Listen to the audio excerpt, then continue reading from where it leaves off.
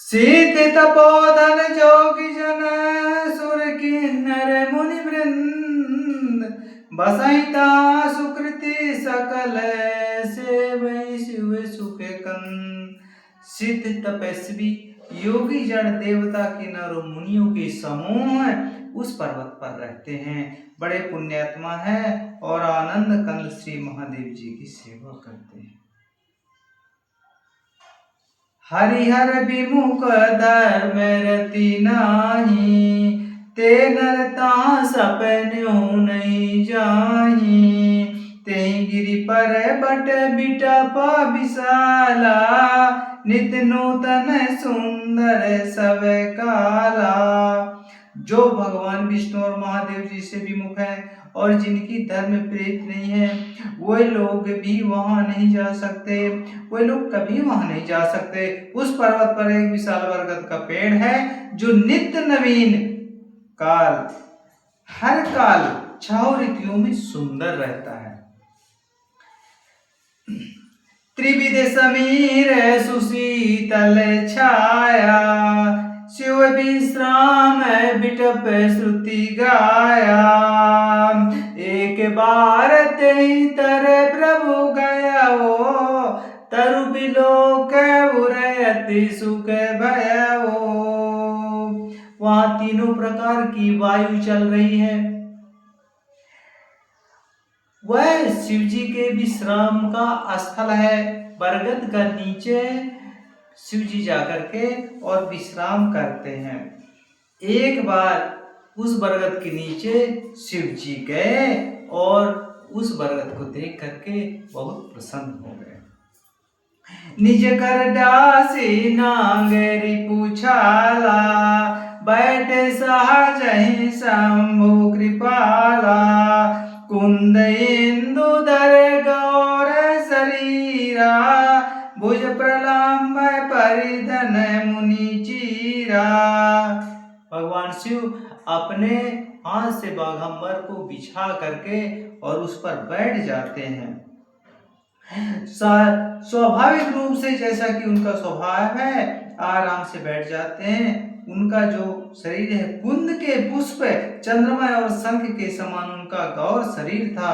बड़ी लंबी भुजाएं थी और वे मुनियों के से वलकल वस्त्र धारण किए हुए थे। तरुण अरुण अंबुज समय चरना, नक दुति भगत हृदय तम हरना। भुजग भूति भूषण त्रिपुरारी, आननु शरद चंद छबिहारी।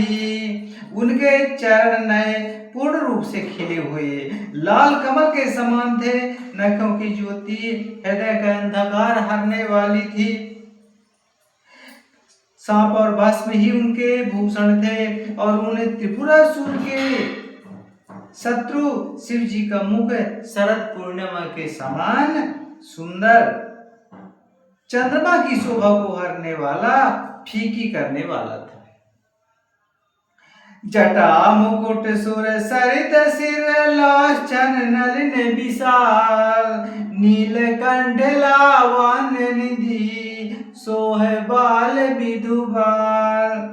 उनके सिर पर जटाओं का मुकुट और गंगा जी शोभायमान थी। कमल के समान बड़े बड़े नेत्र थे। उनका नील कंठ था और वे सुंदरता के भंडार थे।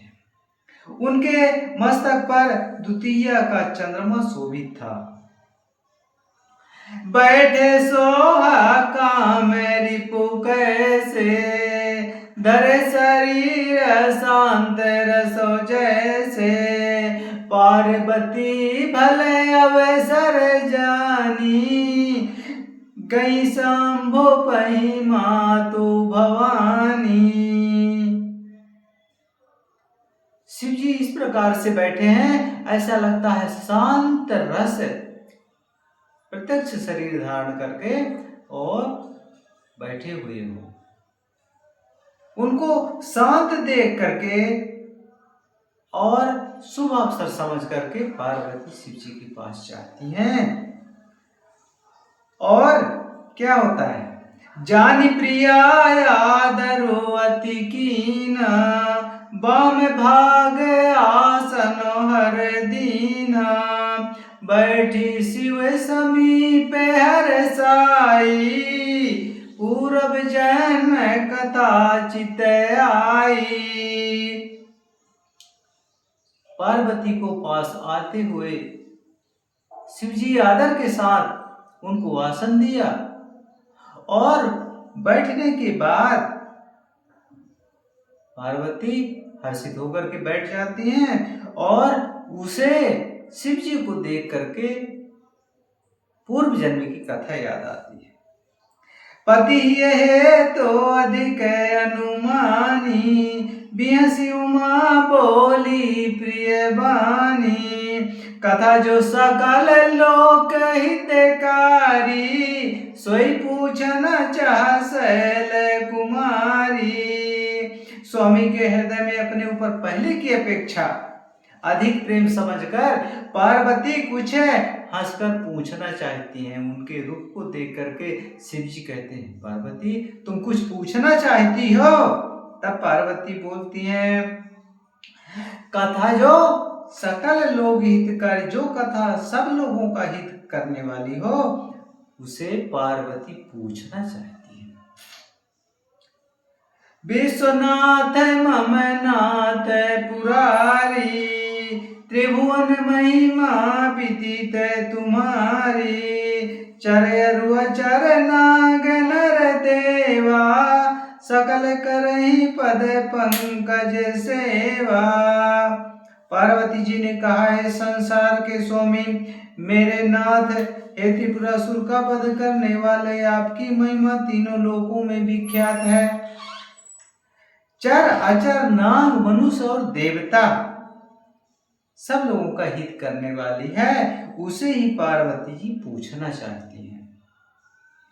प्रभु समरथ सर्वज्ञ शिव, सकल कला गुण धाम, जोग ज्ञान वैराग्य निधि प्रणत, जोग ज्ञान वैराग्य निधि प्रणत, कल्प तरु नाम, लगन सिया रामचंद्र की जय।